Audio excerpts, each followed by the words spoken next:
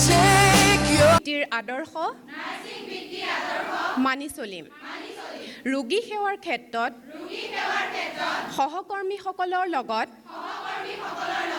সম্পূৰ্ণ বিশ্বাসেৰে সহযোগ কৰি যাম আৰু ৰোগী সেৱাত নিয়োজিত চিকিৎসক আৰু জ্যেষ্ঠসকলে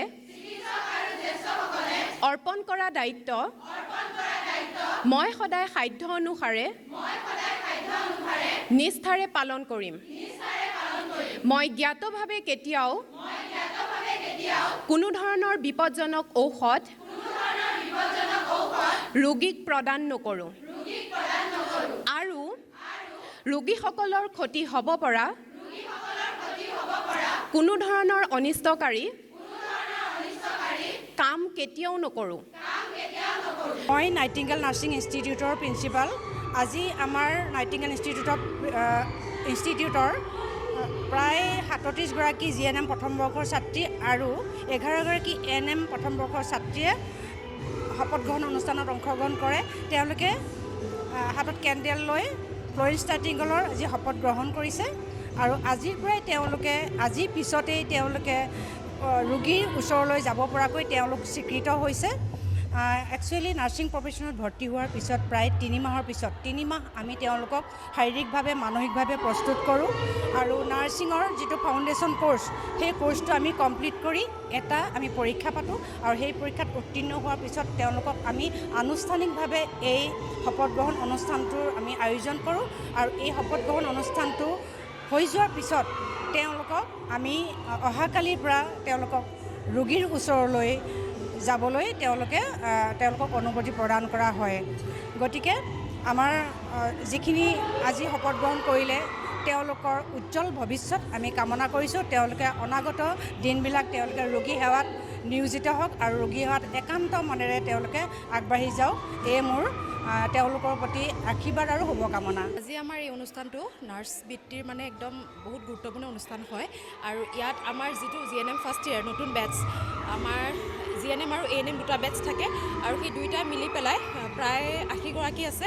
তেওঁলোকৰ কাৰণে এইটো মানে একদম বিশেষ অনুষ্ঠান হয় আৰু ইয়াত লেম্প লাইটিং আৰু অ'ট টেকিং মানে শপত গ্ৰহণ হয় আৰু তেওঁলোকে ইয়াতে মম লৈ পেলাই চাউল লৈ পেলাই আমাৰ এটা অনুষ্ঠান হয়। সেইটো আগতেও দেখি আহিছে নিশ্চয় আৰু এইটো প্ৰত্যেক বছৰে নতুন যিখিনি ষ্টুডেণ্ট হয় সেই তেওঁলোকক দিয়া হয় মানে এইটো আৰু তাৰ লগতে আমাৰ এই অনুষ্ঠানটোত বহুখিনি বিশিষ্ট অতিথিও আহিছে আৰু তেওঁলোকে আহি পেলাই দুআষাৰ ভালদৰে কৈছে আৰু এনেকৈ আমাৰ অনুষ্ঠানটো আৰম্ভ হৈছে। তাৰ পাছতো আমাৰ যিখিনি ট্ৰেডিশ্যনেল হয় সেইখিনিও অকণমান কৰা গৈছে আৰু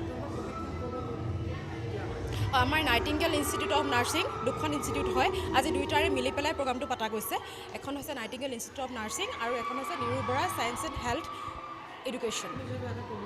হয়, মই বহুতেই সুখী কাৰণ মই একচুৱেলি নাৰ্ছিং লাইনত নাছিলোঁ, কিন্তু ইয়াত আহি বহুতখিনি শিকিবও পাৰিছোঁ আৰু ভালো লাগিছে ইয়াত কাম কৰি আৰু সকলোখিনি আমাৰ মানে ফেকাল্টি হওক প্ৰিন্সিপাল হওক আৰু দুইখন ইনষ্টিটিউটৰ আমাৰ যিগৰাকী অ'নাৰ জয়ন্ত ভৰালী ছাৰ, তেওঁ আমাক বহুতখিনিয়ে মানে ফ্ৰী হয়, আমাক সিমানখিনি এটা মানে গোটেইখিনি এক্টিভ মেম্বাৰ হয়। গতিকে কাম কৰি বহুতেই ভাল লাগিছে। আমি Nightingale Institute of Nursing Morigaon আৰু Niru Bora Institute of Health and Science এডুকেশ্যনে lamp lighting oath taking programme এটা ৰখা গৈছে।